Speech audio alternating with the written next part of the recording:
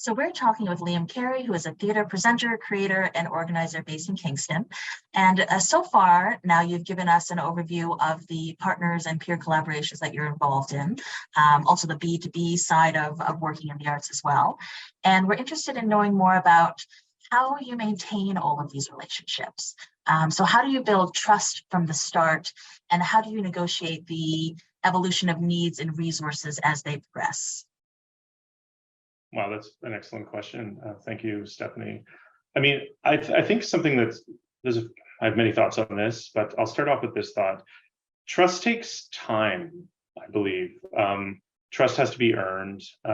Trust has to be united by shared actions and shared goals and proven results over time. Like I found that a product or a commerce-based approach to it strictly, while it might hold things together in a short time, the nature of it becomes transactional and it doesn't last. I would suggest that in the art business, I think everyone can agree we're not in the business of making money. We're in the business of creating experiences. So using the almighty dollar as a yardstick is not something to build your proverbial house on. Once you gain that trust, I think there's sort of that peer-to-peer trust, but then there's also a contextual trust that needs to happen, I think, if you want to create a growth mentality within the community. And that really requires a contextualization of your own goals within that community and what you're hoping to do in a way that contributes to what other people are doing. And if I may clarify on that a little bit better, by being self-actualized as an organization and realizing what your organization does and what you want your organization to do for the community, that is the best way to encourage other operators in the community to think the same way. Because only by an alignment of those goals and alignment towards a sector growth that sort of encourages individual organization growth do we get ahead. I've been fortunate enough to do a lot of work with Indigenous artists over the last 3 years, which is fantastic. And that idea that seems to be foundational to Indigenous culture of thinking 7 generations ahead. Like, it's not about the now, it's about 7 generations ahead. What will be better then? When I remind myself of that as I do my own work within my various organizations and try to come up with collaborations, really thinking that far ahead, I find is really really advantageous, because art, probably because it is an experience-based operation, we're trying to generate positive experiences, thinking of the people involved in it as human beings or experiencers and not customers, not units for financial transaction, but believers, collaborators. I find that's where we're going, and nothing else really makes sense. Kingston, we're pretty well set up for that, because Kingston is a smaller city, which has its challenges but also its advantages. You can actually, because it's a smaller pond, if you have the right rock to throw into it, the ripples that you generate can hit everybody.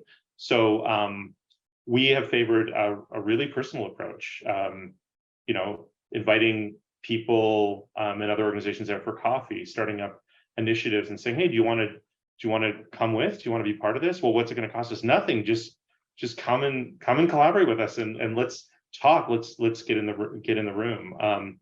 One of the things I really liked about the Flex program was just the opportunity to be in the room with like-minded individuals from Kingston beyond was just so refreshing.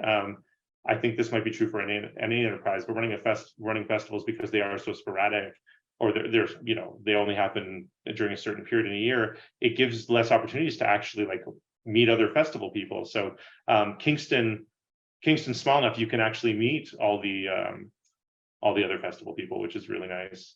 The other thing that we found very helpful in terms of giving ourselves context and trying to encourage the contextualization of our regional sector is thinking about the artist that's involved in our endeavors, because they're really at the center of everything. They generate the magic that everyone else comes to see and think about and be enriched by. So trying to contextualize our festival and the city of Kingston, the surrounding region, as a place for artists to do work, as a place that artists feel welcome, they feel celebrated, with an appreciation for their art, but also paying them a living wage, giving them professional development opportunities, giving them a reason to come back.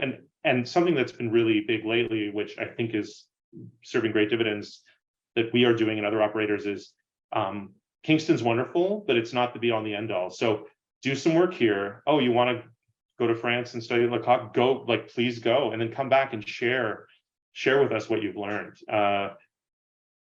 So in that way, contextualizing Kingston is a great place, but not just a great place for people here, but a great place on a local scale, but also a regional or even a national or international scale. Like, Kingston has relevancy on all those scales and something to offer on all those scales. And that's currently how we're trying to encourage these partnerships. Thank you for that, Liam. And you know, I think what really resonated for me was that, you know, often those transactional elements that I think we're all familiar with, you know, they do help keep roles and responsibilities clear, but it doesn't necessarily create that trust that you were speaking to earlier, or that shared understanding and appreciation of the shared goals and intent. And I mean, the work that we do is driven by that personal interest and that passion. So taking the time to understand each other is really key, and does create that that contextualization that you were mentioning earlier, regardless of, you know, where we are operating locally. I think it definitely is an excellent thing to keep in mind. Thank you.